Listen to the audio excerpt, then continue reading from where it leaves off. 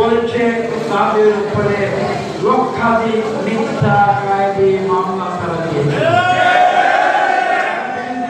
নেতৃবৃন্দ এবং কর্মীদের খুন করেছিল, গুম করেছিল, তাদের উপরে জুলুম করেছিল, তাদের উপরে অত্যাচার করেছিল, তাদের উপরে নির্যাতন করেছিল।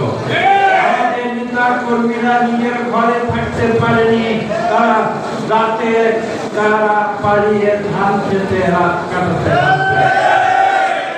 এবং সেই জুলুম অত্যাচার নির্যাতন থেকে পরবর্তীতে মুক্ত হয়ে আজকে আমরা একটি অন্তর্বর্তীকালীন সরকারের অধীনে আমরা যেটা চাই সেটা হচ্ছে একটি সুষ্ঠু নিরপেক্ষ নির্বাচন।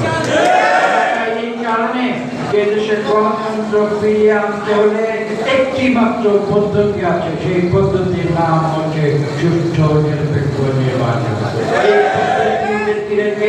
বাংলাদেশের গণতন্ত্র ফিরিয়ে আনার আর কোন দ্বিতীয় পদ্ধতি নেই। আপনারা লক্ষ্য করেছেন যে বিগত প্রায় 1 বছর ধরে এই অন্তর্বর্তীকালীন সরকার বিভিন্ন রাজনৈতিক দলকে নিয়ে তারা বিভিন্ন সংস্কারের বিষয়ে আলোচনা করেছে।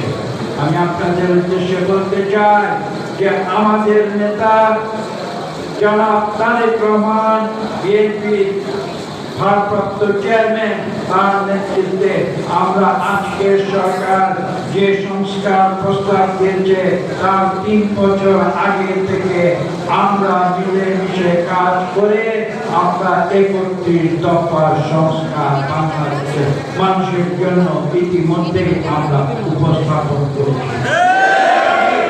কাজে এই অন্তর্বর্তীকালীন সরকারের কাছ থেকে আমাদের সংস্কার শেখার কোনো প্রয়োজন নেই। বিএনপি জানে কিভাবে মানুষের কল্যাণ সাধন করতে হয়, বিএনপি জানে কিভাবে শহীদ প্রেসিডেন্ট জিয়া রহমান আমাদের শিখিয়ে দিয়ে গেছেন যে গণতন্ত্র করতে হলে কিভাবে উন্নয়নের রাজনীতি, উৎপাদনের রাজনীতি করতে হয় এবং কিভাবে বহুদলীয় গণতন্ত্র চালু রাখতে হয়।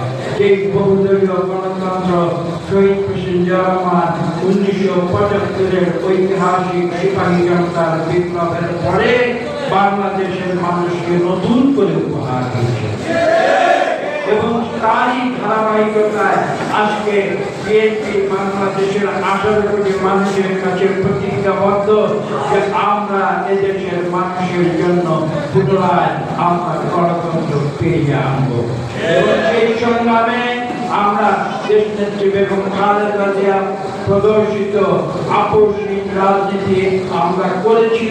আমরা জেল, জুলুম, অত্যাচার, নির্যাতন